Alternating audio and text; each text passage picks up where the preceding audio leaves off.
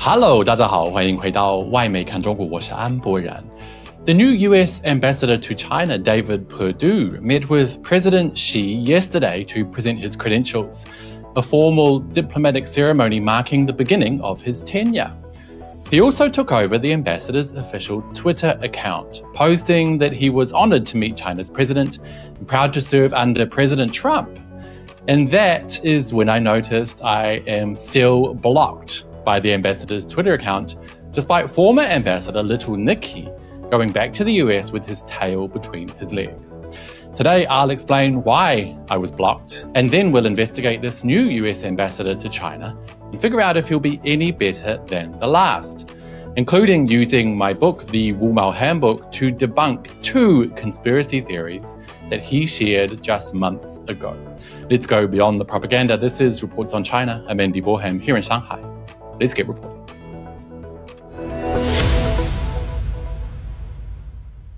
First up today, apologies for my absence last week, you guys. I took a week off and crossed off one of the last of China's 34 provincial level regions I had yet to visit, Guizhou province. Now I have just 2 left, Shanxi province and Hainan Island. Also, I've been slogging away on the first episode of my Xizang, aka Tibet, documentary, and the edit is now finished. I should be able to post the first episode this week. Fingers crossed.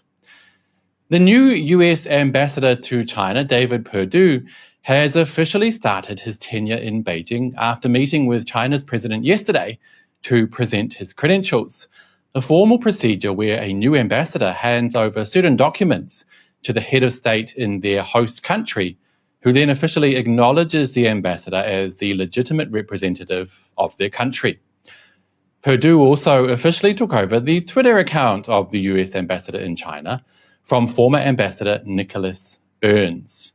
Now, I like to call him Little Nicky because he was extremely sensitive and hideously divisive.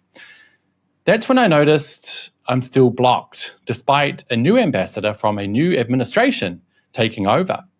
I guess they don't clear all the blocks from the last guy. So before we take a look into this new guy, let's rewind to find out why I was blocked by Little Nicky to begin with. Now, despite being a total China hawk and using his position to cause division and animosity, as opposed to building bridges and fostering understanding, Mr. Burns liked to have his cake and eat it too.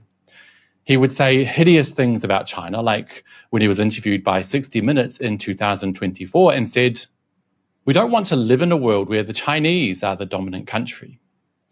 Or in 2023, when he shockingly said during a US Chamber of Commerce event that the United States is staying in this region, meaning Asia. We're the leader in this region. Wow.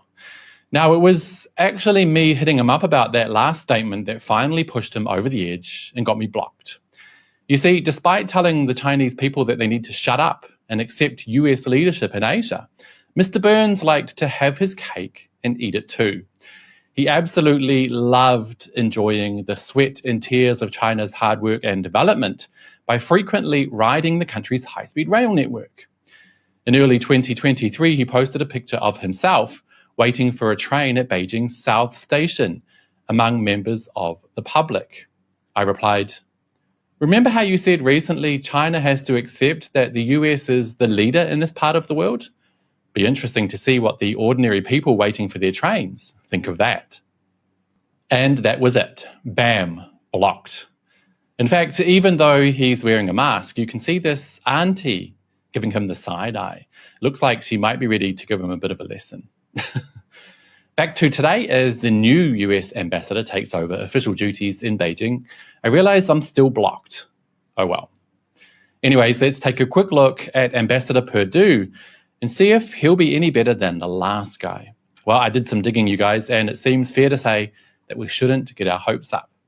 Now, Mr. Perdue has lived in China before, heading multiple Fortune 500 companies that relied on Chinese manufacturing, interestingly. Remember that.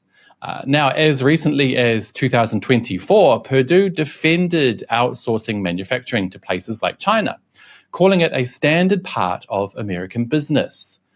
But that quickly changed when he saw a new career opportunity under President Donald Trump. And he quickly aligned with the new president's America First stance, accusing Beijing of waging a new war against the US and referring to China as an existential threat to American freedom and global democracy. How freaking boring. Funny, isn't it, you guys, how fast personal opinions can change for a fancy new gig as ambassador of China.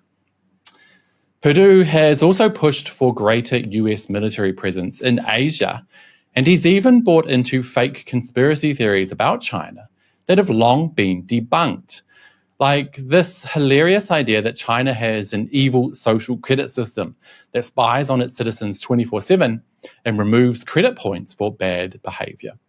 Check out this quote from just last year in the Washington Examiner, where he said, "The irony of ironies.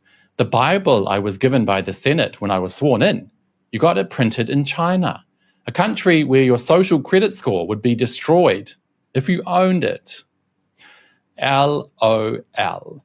Both of those anti-China conspiracy theories, the social credit score and the idea that religion is banned here, are debunked in my book, The Wu-Mao Handbook 20 Anti-China Lies Debunked, which you can buy right now on Amazon. In fact, I'll give you guys a quick tidbit from my book that relates specifically to Ambassador Perdue's lie about being punished for owning a Bible in China. Now, on page 25, I wrote, "As early as 2012, China was one of the top printers of the Bible, with 100 million copies in print." Seriously, this new ambassador is not looking very good from the get-go. I would highly recommend you guys kill any high hopes you have that this guy might mend bridges and foster understanding between the world's two largest economies. And on that note, that will be it for today, you guys. But as always, I'd love to hear your thoughts. Are you surprised at all that the new US ambassador to China is a kooky conspiracy theorist? And why do you think it is that they keep sending these idiots to represent the US in such an important country? Do let me know down below, and don't forget to hit like and subscribe if you haven't already. It really does help the channel. See you all next time. Bye-bye.